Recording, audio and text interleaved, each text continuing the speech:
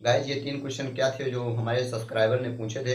वो क्वेश्चन यही थे कि हमने जो है पहले नसबंदी करवा ली थी, हम उसको खुलवाना चाहते हैं, तो क्या जितने चीज़ें टाँके पहले लगे थे करवाने में, क्या उतने टाँके खुलवाने में भी लगेंगे। और दूसरा क्वेश्चन ये था कि हमने नसबंदी करवा ली है, मान लीजिए हमने हाथ से नसबंदी करवाई है, क्या उसको दूरबीन से खुलवा सकते हैं। और अगर हमने दूरबीन से करवाई है तो दूरबीन से खुलवा सकते हैं या हाथ से खुलवा सकते हैं। और दूसरा क्वेश्चन ये था कि हमने नसबंदी करवाई थी, उसके बाद उसको खुलवाई और प्रेग्नेंट होने के बाद में क्या हमें जो है नॉर्मल डिलीवरी होगी या जो है ऑपरेशन से ही डिलीवरी होगी। गाइज इन तीनों क्वेश्चन का जवाब देना स्टार्ट करते हैं। सबसे पहला क्वेश्चन का जवाब देते हैं कि जो है हमने नसबंदी करवा ली है और हम उसको खुलवाना चाहते हैं, तो क्या कितने टाँके लगेंगे। गाइज ये निर्भर करता है आपके जो है किस तरीके से नसबंदी करवाए हुए हो। अगर हाथ से नसबंदी करवाए हुए हो तो वो डॉक्टर ही आपको बता सकता है कि कितने को वो खुलने लायक है कि नहीं, चेकअप करेगा तभी वो बताएगा। क्योंकि हमने काला सच वाली वीडियो में हमने ये बताया था, नसबंदी के पीछे काला सच वाले में इसी चीज़ पे हमने डिस्कस की थी, नसबंदी खुल सकती है या नहीं खुल सकती है। डॉक्टर ऐसा क्या कर देता है कि नसबंदी करवाने के बाद दोबारा हम सोचते हैं खुलवाने के लिए, अगर खुलता भी है तो बहुत कठिनाई से खुलता है। तो गाइज वो वीडियो जरूर आप देख लेना, नसबंदी कराने से पहले वो वीडियो जरूर से जरूर देख लेना। अगर आपके कोई दोस्त हैं, फ्रेंड्स हैं, अगर वो चाहते हैं करवाने के लिए, लेकिन उनको वो वीडियो जरूर शेयर कर देना, क्योंकि मैं नहीं चाहता हूँ या वो लोग नहीं चाहते हैं कि आगे कोई ऐसी प्रॉब्लम हो। गाइज वो वीडियो जरूर शेयर कर देना। तो गाइज हम बात करते हैं टाँके के बारे में, पहले क्वेश्चन के बारे में। गाइज अगर आपने हाथ द्वारा कराया हुआ है और खुलवाना चाहते हैं, अगर खुलने लायक है, तो उसका जो है नसबंदी खुलवाने के लिए आपको हाथ से ही खुलवाना पड़ेगा, डॉक्टर ही उसको खोलेगा। ओके गाइज, अब बात करते हैं दूरबीन द्वारा कराए हुए हो। गाइज यहाँ पे देखिए आपको जो है 2 तरीके की नसबंदी यहाँ पे दिखाई जा रही है। पहली नसबंदी हो गई ये हाथ द्वारा नसबंदी हो गई, और ये हो गया दूरबीन द्वारा नसबंदी हो गई।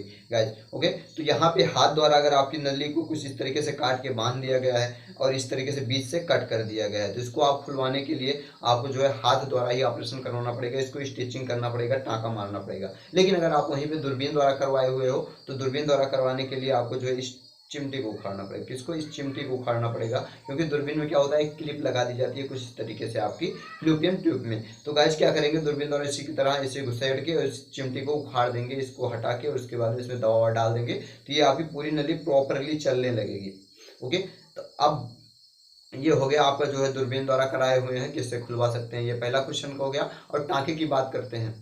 जो टाँका होता है गाइस, अगर आप हाथ द्वारा कराए हुए हो, क्योंकि हाथ द्वारा जितना उसको निकालने, जितना ऑपरेशन करने के लिए जितनी जगह चाहिए, उससे उतना ही जगह आपका ऑपरेशन जोड़ने के लिए चाहिए, या नसबंदी खुलवाने के लिए उतना ही और जगह चाहिए। ओके गाइस, तो यहाँ पे क्या होगा, आपका टाँका उतना ही लगेगा जितना पहले लगा हुआ था, नसबंदी कराते समय उतना ही टाँका लगेगा। ओके, टाँका कितना लगेगा, उतना लगेगा। अगर हाथ द्वारा है, किसके द्वारा, हाथ द्वारा है। अगर नसबंदी, अगर आपकी दूरबीन द्वारा है तो भी खोलने के लिए उतना ही औजार ले जाना पड़ेगा, उतने ही कैमरे फैसिलिटीज पूरी उतनी ही ले जानी पड़ेगी, तो इसमें भी उतने ही टाँके लगेंगे। यानी कि टोटल आप मान के चल सकते हो कि टाँके टोटल उतने ही लगेंगे दोनों में, चाहे आप हाथ द्वारा करवाए हुए हो या दूरबीन द्वारा करवाए हुए हो। ओके, तो क्या टाँके सेम सेम होंगे। ओके,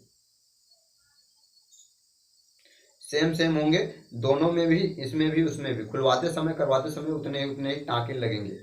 अब बात करते हैं जो है गाइज, इसमें खुलवाने की बात करते हैं दूसरे क्वेश्चन के बारे में।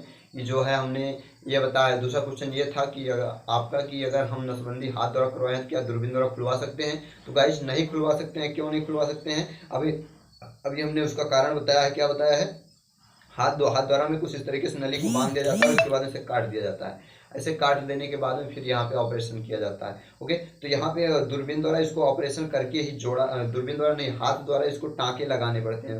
दूरबीन द्वारा उसमें टाँके नहीं लग सकते हैं अंदर में। दूरबीन द्वारा क्या होता है उसको देखो, दूरबीन द्वारा ऐसे क्लिप मार दी जाती है, ऐसे क्लिप मार दी जाती है, इसको बोलते हैं दूरबीन द्वारा जो है ऑपरेशन। तो गाइज अगर आप हाथ से करवाए हुए हैं तो हाथ से ही खुलेगा, अगर आप दूरबीन से करवाए हुए हैं तो आप दोनों से खुलवा सकते हैं, हाथ से भी खुलवा सकते हैं, दूरबीन से द्वारा भी खुलवा सकते हैं। तो गाइज प्रेफर मैं करूंगा आप जो है नसबंदी कराने जाइए तो हमेशा दूरबीन से ही कराइए, और दूरबीन से आपका खुल सकता है, क्योंकि दूरबीन द्वारा में आपकी नली को नहीं काटा जाता, नहीं काटा जाता, नहीं काटा जाता।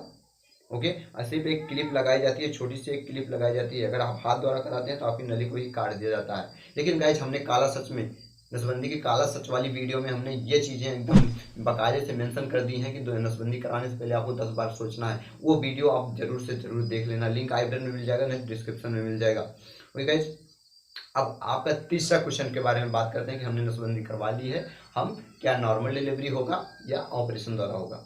यहाँ पे जो नसबंदी होती है, चाहे हाथ द्वारा हो चाहे दूरबीन द्वारा हो, वो किस पे होती है, हमारे इस नली पे होती है। किस पे होती है, नली पे होती है। कहाँ पे होती है, नली पे होती है, कुछ यहाँ पे। और जो हमारा बेबी होता है या भ्रूण होता है या बच्चा होता है वो कहाँ पे होता है, यहाँ पे होता है। ओके, तो गाइस यहाँ पे सीधा सा मतलब है आपके नसबंदी और जो है आपके बेबी दोनों से कोई कनेक्शन नहीं है। क्यों, क्योंकि आप प्रेग्नेंट होने के बाद में इसका कोई कनेक्शन नहीं है। आपकी इस नसबंदी से और आपके प्रेग्नेंट होने से कोई कनेक्शन नहीं है। सीधा सा मतलब ये, जब तक आप प्रेग्नेंट नहीं हुए हो तब तक टोटली कनेक्शन है। वो कैसे, ये समझो गाइस। जो ओवरी होती है, पहले आप ध्यान से यहाँ पे ध्यान से समझो। ये हो गई हमारी ओवरी। क्या हो गई, ओवरी। ओवरी में क्या बनता है, ओवम, जिसको बोलते हैं अंडाणु या अंडा। ओके, और यहाँ से जो है निषेचन के दौरान या रिलेशन के दौरान यहाँ से स्पर्म जाता है और यहाँ पे आता है, यहाँ पे करता है निषेचन। निषेचन करता है या फर्टिलाइजेशन करता है। निषेचन करता है या फर्टिलाइजेशन करता है। फर्टिलाइजेशन करने के बाद में एक छोटा सा दाने, मटर के, सरसों के दाने जैसा भ्रूण बनता है। क्या बनता है, भ्रूण बनता है। भ्रूण मतलब एम्ब्रॉय, जिसको बोलते हैं छोटा सा बच्चा है, यानी कि परिपक्व भ्रूण।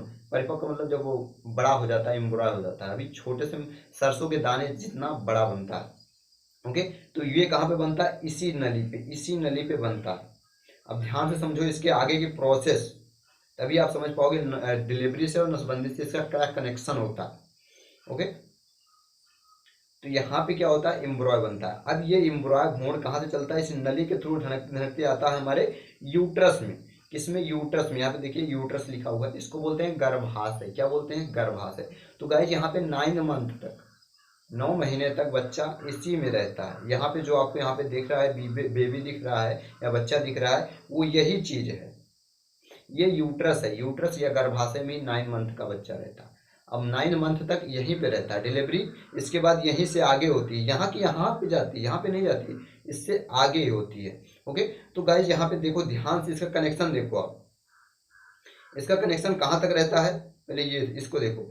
इस फिलिपियन ट्यूब का कनेक्शन रहता है आपके एम्ब्रॉय बनने तक, भ्रूण बनने तक। उसके बाद में इसका काम खत्म। तो गाइज आप जो है नसबंदी खुलवाए हुए हो और आप प्रेग्नेंट हो चुके हो।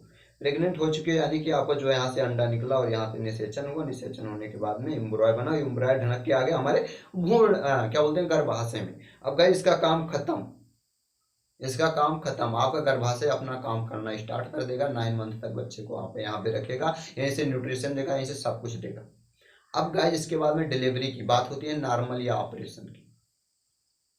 गाइज यहाँ पे डिलीवरी कंडीशन के हिसाब से बनती है। कंडीशन क्या होती है कि अगर आप प्रेग्नेंट हैं और बैठे हुए हैं आराम से, ओ माई गॉड आई एम प्रेग्नेंट, खा लिए दूध दादी से पड़े हो, ना काम करने का ना हाथ पैर हिलाने का।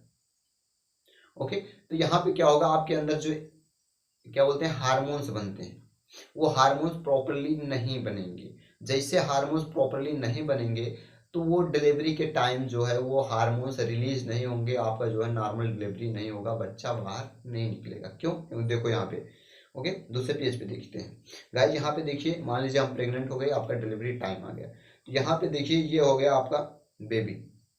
यहाँ पे स्टेप बाय स्टेप दिखाया गया है। यहाँ पे स्टेप बाय स्टेप आपको दिखाया गया है। देखो, अगर वहाँ पे रिलैक्सिन, क्या रिलैक्सिन नामक एक हार्मोन्स निकलता है, एंजाइम होता है, हार्मोन्स जिसको बोल सकते हैं, वो हार्मोन्स जो है आपके नॉर्मल डिलीवरी के लिए बहुत सहायक होता है। ओके, तो गाइज अगर आप जो है काम नहीं करते हो, मान लीजिए हम प्रेग्नेंट हो चुके हैं, आराम से खा लिए बैठे हैं, भद्दा जैसे कपड़ा नहीं छांटना है, कुछ नहीं करना है, छोटा मोटा काम भी नहीं करना है, झाड़ू पोछा भी नहीं कर सकते हैं, मान लीजिए भारी चीज़ नहीं उठाओ, बाल्टी लेके मत जाओ, पानी लेके मत जाओ, या इस चीज़ों को मत करो आप।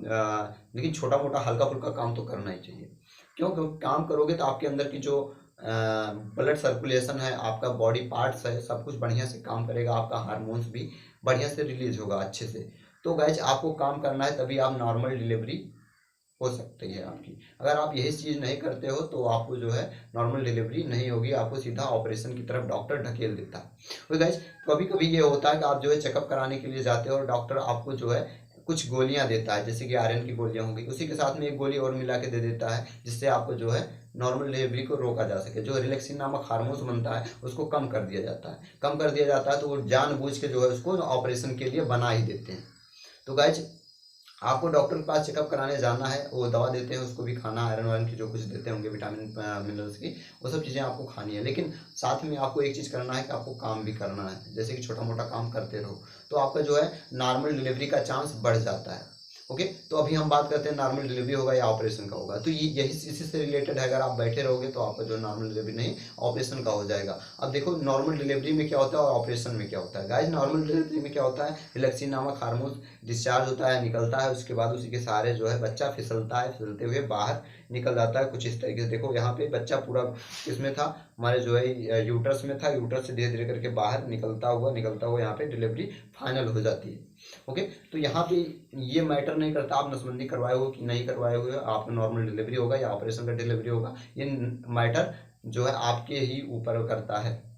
ओके, कि आपके अंदर कितना रिलैक्सिन नामक हार्मोन्स बन रहा है, रिलैक्सिन नामक हार्मोन्स या एंजाइम बन रहे हैं। अगर ज़्यादा बनेगा तो आपका नॉर्मल डिलीवरी होगा, अगर कम बनेगा तो आपका जो है ऑपरेशन का हो जाएगा। तो सीधा सा मतलब ये हो गया कि नसबंदी से कोई इसका कनेक्शन नहीं है कि आपका नॉर्मल डिलीवरी होगा या ऑपरेशन का डिलीवरी होगा। ओके ओके गाइस, तो इन 3 क्वेश्चनों का आपको आंसर मिल गया होगा कि नसबंदी कराते समय आपको कितने टाँके लगेंगे। दूसरा क्वेश्चन ये हो गया कि नसबंदी जो है नसबंदी किससे खुलवाएं, हाथ से खुलवाएं या दूरबीन से खुलवाएं। तीसरा क्वेश्चन ये हो गया नसबंदी हम करवाए थे नॉर्मल डिलीवरी होगा या ऑपरेशन द्वारा होगा। ये तीनों क्वेश्चन का आंसर मिल गया। तो मैं आशा करता हूँ आपको अगर ये वीडियो अच्छी लगी हो तो वीडियो को लाइक कर दीजिएगा, चैनल सब्सक्राइब कर दीजिएगा, दोस्तों में शेयर कर दीजिएगा। अगर आपके दिमाग में भी कोई ऐसा क्वेश्चन उठता है तो नीचे जरूर से जरूर कमेंट कीजिए इससे रिलेटेड, तो मैं उस पर भी वीडियो बनाने की कोशिश करूंगा, नहीं तो आपको कमेंट में रिप्लाई दे दूंगा। तो मिलते हैं किसी नेक्स्ट वीडियो में नेक्स्ट टॉपिक से, तब तक के लिए जय हिंद।